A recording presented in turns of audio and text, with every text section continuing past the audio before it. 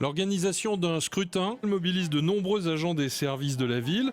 À 72 heures du vote, une réunion permet de préciser les consignes à propos du fonctionnement d'un bureau de vote. Dimanche, 1 heure avant l'arrivée des électeurs, les bureaux sont dans la dernière ligne droite de l'installation, avec cette fois-ci des consignes supplémentaires, la sécurité sanitaire, les distances de sécurité, la découverte du kit de prévention. Il y a des consignes particulières là, sur l'usage du gel hydroalcoolique.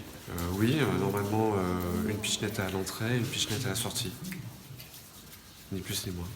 D'autres consignes de sécurité sur le fonctionnement du bureau de vote. Le marquage au sol, ouais. Avec 1 mètre de distance, à partir de l'entrée jusqu'au moment de voter.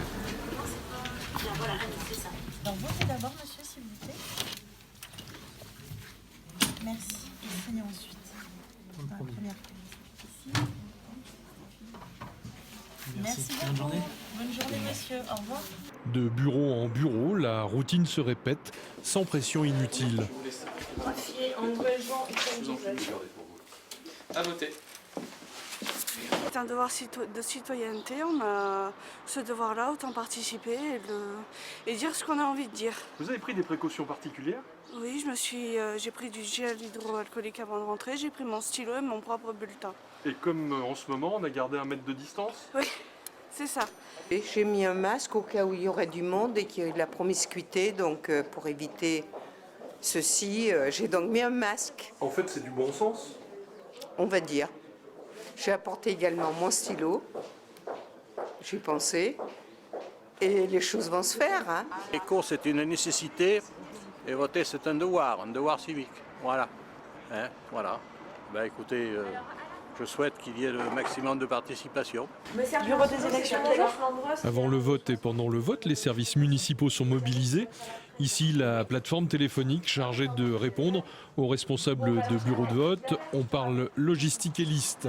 C'est l'ensemble des services municipaux qui est concerné, tant pour l'organisation matérielle qu'il y a eu avant le scrutin, que pour la tenue des bureaux de vote, où certains personnels viennent en renfort pour nous aider à assurer la tenue des bureaux de vote. En moyenne, c'est 480 agents qui sont là pour tenir les bureaux de vote. Le bureau centralisateur est à l'hôtel de ville, donc l'ensemble des présidents des bureaux de vote vont venir à l'hôtel de ville pour nous déposer les procès-verbaux de chaque bureau. Et nous, ensuite, on va procéder au recensement de l'ensemble de ces PV. 85 bureaux de vote sont répartis sur 35 sites. Ils ouvrent entre 8 et 18 heures pour traiter le vote des habitants de la commune de Limoges. Voilà, monsieur. Il est beau.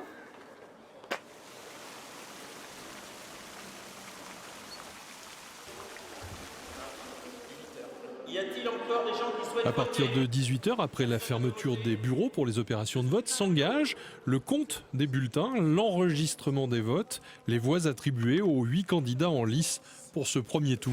Donc on a plusieurs choses. Déjà, on a des instituts de sondage. Donc on a 30 bureaux qui sont concernés où Ipsos est présent pour faire remonter aux télévisions. Et enfin, pour les PV centralisateurs, là par contre, c'est nous, en fait, notre service, donc le service sélection, qui transmet directement à la préfecture au fur et à mesure de l'arrivée des résultats dans les bureaux et après contrôle. Alors que les premiers procès-verbaux arrivent à l'hôtel de ville, la réception des résultats est enregistrée par une équipe au téléphone, les deux étant rapprochés avant d'être enregistrés puis diffusés à la presse, télévision, journaux et radio étant reçus en mairie. Les équipes travailleront tard dans la nuit afin de livrer à la préfecture les données bureau par bureau afin de pouvoir annoncer le résultat définitif du premier tour.